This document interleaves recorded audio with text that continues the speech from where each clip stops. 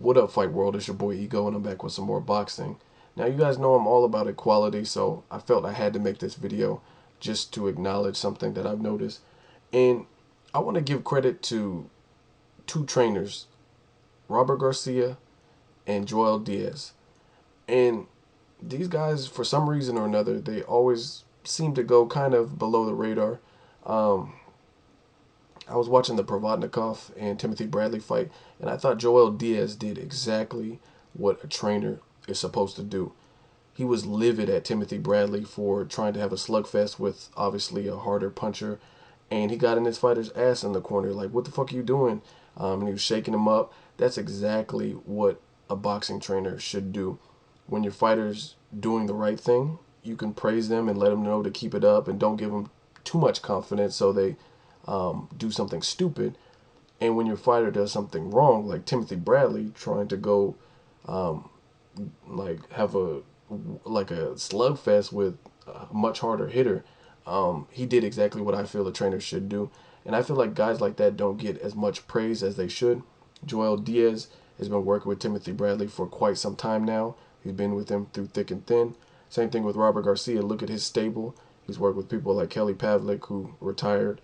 Nonito had an excellent year last year, whether you like him or hate him.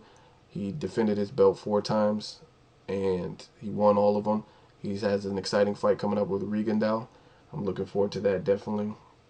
Um, and I just noticed a different level of passion with Joel Diaz and Robert Garcia than Freddie Roach. And don't get me wrong, I know Freddie Roach has Parkinson's disease, but it's just a different level of urgency. Again, in the Timothy Bradley Provodnikov fight, I thought Joel Diaz's reaction was exactly, because when I'm watching it, I'm like yelling like at the TV, like, what the fuck are you doing to Bradley? I mean, he's known for not having power, and you're going up with a tough Russian who has power.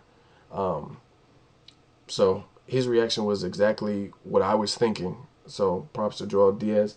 As far as Robert Garcia, he exudes the same level of energy, and when his fighter needs to hear that. And I love a trainer that can do that. And you don't tell the fighter what they want to hear, you tell them what they need to hear. Robert Garcia, I forgot exactly what he said, but he said something to Brandon Rios right before, in the round before, and then Brandon Rios actually knocked out Mike Alvarado right after that. And I'm not saying that's the only reason he knocked him out, but it's just good coaching, good training. He seems like he puts a lot into his fighters. And you got people like Freddie Roach, who, in my opinion, just living in LA, the Hollywood lifestyle. He was training Amir Khan at the time, Chavez Jr., and Pacquiao. Basically, three big names that were, I'm not going to say overrated, but we'll just say highly publicized. People who had no problem being known in the boxing world. For that reason, I think people put Freddie Roach on this extreme pedestal, like he's just the greatest trainer. And I'm not saying he's bad, but I noticed certain things with Freddie Roach fighters. One thing, I'm sure you guys see it, they're all offensive minded. That's all they are, offensive minded.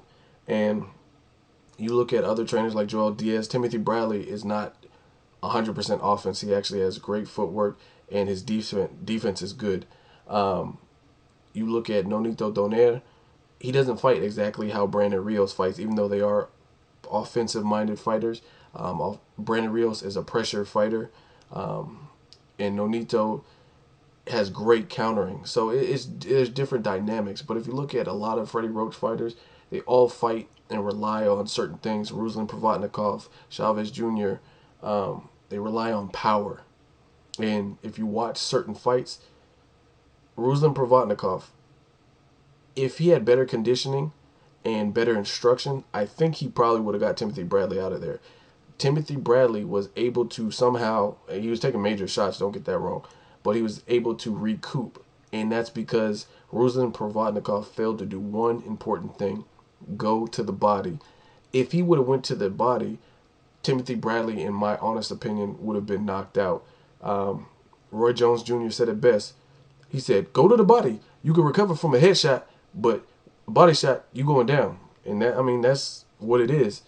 I think Ruslan Provodnikov, if one, he had better stamina and conditioning, he probably would have got Bradley out of there. And definitely if he worked the body. And I didn't really hear anything in Freddie Roach's corner instructing him to do that or to mix it up. And I think he would have had a better success had he done that, worked the body. Chavez Jr., look at him against Sergio Martinez.